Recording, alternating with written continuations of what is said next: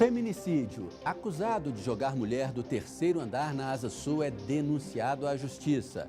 Congresso aberto. 28ª edição discute fake news e o papel das emissoras que chegam aos mais de 5.000 municípios do país. Caso Maluf. Mesa diretora da Câmara caça mandato do deputado federal. Exemplo, escola de Planaltina usa sucata e recicláveis como material didático nas aulas de educação ambiental. Boa tarde, eu sou Sérgio Amaral e começa agora o Band Cidade, primeira edição.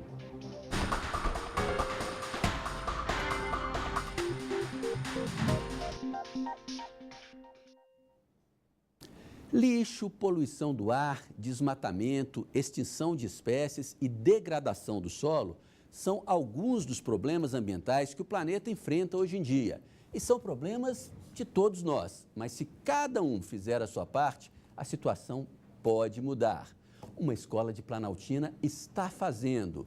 O Centro Fundamental 2 usa sucata e materiais recicláveis nas aulas de educação ambiental. Aqui, o jogo é feito de caixa de ovo e tampinha. Com uma garrafa PET e barbante, eles criaram um vai e vem.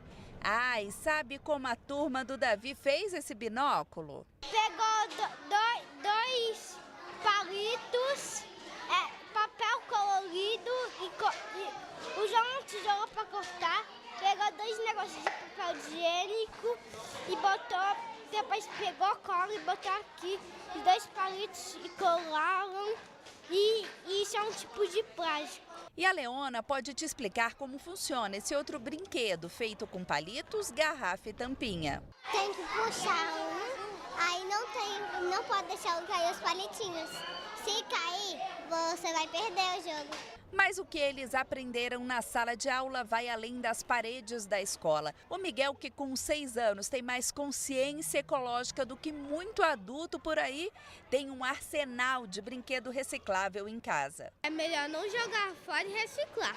E você acha que por serem feitos de material reutilizado, esses brinquedos não cumprem a função deles de alegrar a criançada? Acho legal. É muito divertido brincar. Mas aqui o material reutilizado não vira só brinquedo. Ele também está na horta. E a Mirella te explica a função desse pneu. Bichinhos, eles não conseguem estar. E não são só os pequenos que ganham com esse trabalho sustentável.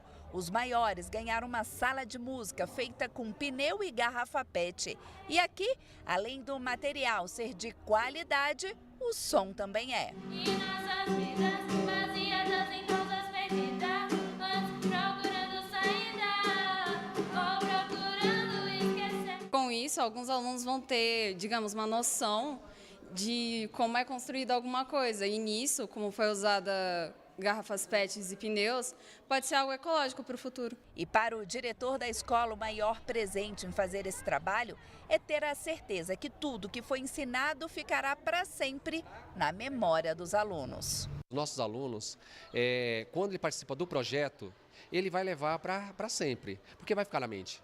Né? Quando ele participa, quando ele coloca a mão na massa para poder retirar esse material da rua, ele vai guardar isso para ele. Dirigentes de empresas de comunicação participaram ontem à noite da abertura do Congresso da ABERT, a Associação Brasileira de Emissoras de Rádio e Televisão. Entre os temas discutidos estão o direito à informação e o assunto do momento, né? O combate às chamadas fake news.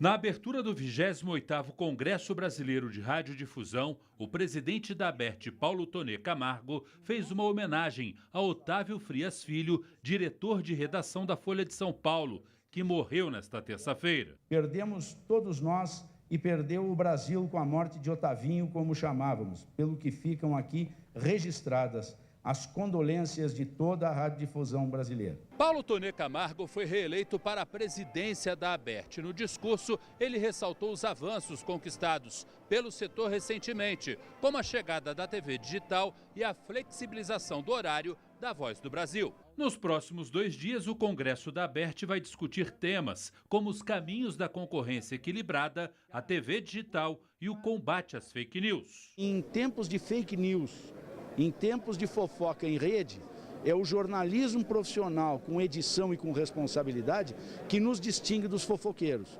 Nós fazemos realmente uma imprensa responsável. Este é o nosso dever com o país, né, e com o nosso público. Na noite de abertura, a ABERT premiou personalidades que contribuíram para o setor. O presidente do Grupo Bandeirantes de Comunicação, João Carlos Saad, entregou o prêmio a Luiz Roberto Antonic, ex-dirigente da ABERT. O presidente Michel Temer afirmou que discutir temas de interesse do setor significa também discutir valores democráticos, como o direito à informação. Nós todos, quando nos encontramos, nos recordamos da importância da liberdade de imprensa, não só para as instituições brasileiras, não apenas para os comunicadores, mas especialmente para o povo brasileiro. E quando a imprensa se manifesta, ela leva a informação.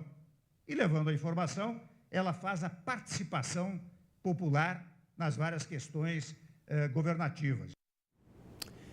E garantir esse sagrado direito à informação sem que as pessoas caiam na armadilha das fake news é a conversa nossa com Cláudio Humberto. Cláudio, tem segredo para isso? Qual a receita? A receita é dar credibilidade aos veículos formais de comunicação. São estes que fazem jornalismo. A gente traz a informação, mas antes disso, a gente tem que checar a informação, a gente vai atrás, vai conferir se de fato aquelas coisas aconteceram para trazer aqui ao telespectador. É assim que se faz jornalismo, é assim que se evita mentira e o fake news. O problema é que tem muito político pilantra por aí que quando é denunciado por suas malfeitorias, a primeira alegação que eles fazem, isso é fake news, que é para tentar desqualificar a acusação, a denúncia contra ele. Em tempo de eleição, o que mais vai acontecer aí, já está acontecendo, é notícia falsa, é boato, né? Boato pela internet hoje em dia. Exatamente, ou fofoca, né? Como disse muito bem, aliás, o presidente da ABERT, o Paulo Toné Camargo, que, aliás, tem feito um ótimo trabalho à frente dessa entidade, que é muito importante para alertar a população com relação a isso, né? Aos cuidados com a informação que lhe chega, sobretudo através das redes sociais. Se você recebe alguma informação pelo WhatsApp, ou no Facebook, ou seja lá qual for, Twitter, etc., confira, dê um Google. E sempre manifeste algum tipo de desconfiança, sempre que recebeu uma informação por um veículo estranho, que você não viu em outros lugares. Dê um Google que você vai conferir, afinal de contas, o que é verdade ou fofoca. Isso aí é que nem no trânsito, né? Na dúvida, não ultrapasse. Na dúvida, não compartilhe, né? Exatamente. A mesa diretora da Câmara cassou agora há pouco o deputado Paulo Maluf, cassou o mandato dele. Ele chegou a ser preso ano passado, mas foi autorizado a cumprir a pena em casa.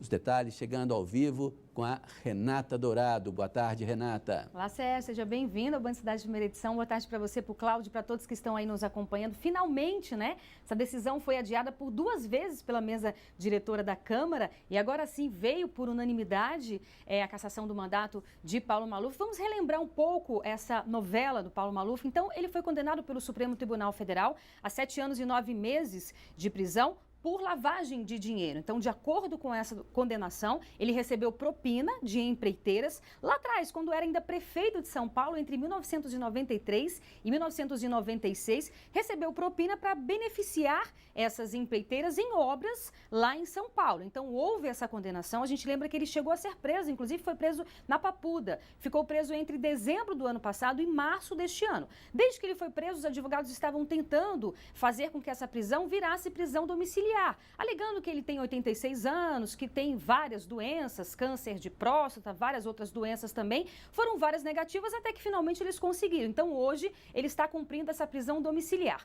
No entanto, quando o Supremo condenou Paulo Maluf por lavagem de dinheiro, também determinou que a mesa diretora da Câmara cassasse o mandato dele. Isso lá em 2017. E eles estavam adiando desde então. E aí surgiu uma dúvida entre a mesa diretora: caberia a mesa diretora cassar o mandato ou ao plenário da Câmara. Eles chegaram a fazer esse questionamento ao próprio Supremo. Não tiveram resposta, até porque a resposta já tinha sido dada. O Supremo determinou que caberia sim à mesa diretora da Câmara fazer essa questão, cassar o mandato dele. Então eles ficaram adiando. Na última reunião, chegou-se a cogitar a possibilidade, a própria defesa de Paulo Maluf cogitou a possibilidade dele apresentar uma renúncia. Ficaram aguardando até hoje, isso não aconteceu. Então agora sim, houve a cassação do mandato. Nós conversamos agora há pouco com um dos advogados de Paulo Maluf e ele disse o seguinte, olha, de acordo com a Constituição, não caberia à mesa diretora cassar o mandato, e sim ao plenário. Então eles estão alegando que isso é inconstitucional. Perguntei se eles vão recorrer, se há alguma possibilidade.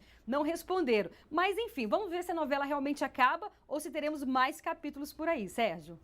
Obrigado, Renata. Difícil a gente suportar mais capítulos, né, Cláudio Berto? Eu me lembro que desde que eu me entendo por gente, eu escuto aquela história. A decisão de justiça não se discute. A decisão da justiça é para ser cumprida.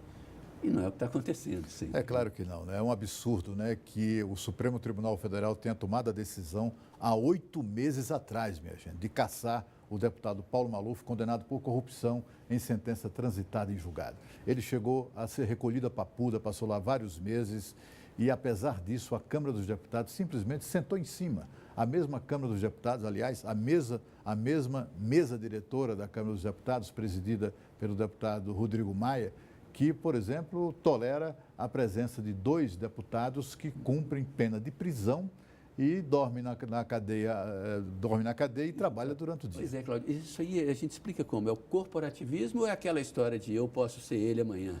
Olha, eu acho que é uma regra que foi criada por gente da pior espécie. Essa regra foi criada pelo então presidente da Câmara, Henrique Eduardo Alves, esse que também está enrolado na Lava Jato, andou preso, etc. Henrique Alves que criou essa moda, essa interpretação muito particular da Constituição, segundo a qual, não é suficiente a decisão do Supremo Tribunal Federal, é preciso que a Câmara corrobore, confirme ou aceite, acate tal decisão, como se deputado federal fosse ou tivesse algum tipo de privilégio ou não venha a ser obrigado a obedecer à lei, né? A decisão de hoje da mesa diretora é a decisão de acatar a sentença do Supremo Tribunal Federal. Quando o Supremo Tribunal Federal não respondeu à consulta que foi feita pelo deputado Rodrigo Maia, na verdade o Supremo Tribunal Federal, com o seu silêncio, apenas informou à Câmara dos Deputados que não cabe ao Supremo ou à Justiça explicar de que maneira o condenado deve cumprir a sentença. Simplesmente ela deve ser cumprida. Aquela história de que todos são iguais perante a lei e não pode ter uns mais iguais que os outros. Né? Os deputados se comportam como se fossem mais iguais do que os outros. Né? Um atropelamento no Guará deixou um homem gravemente ferido na noite desta terça-feira. E mais, em meia hora, 2 jovens sofreram acidentes de carro na Asa Sul. Na 208 Sul, um carro capotou no eixo L, sentido rodoviária do plano piloto. O motorista, Israel Córdoba Medeiros, de 20 anos, foi levado para o hospital de base com dores na coluna.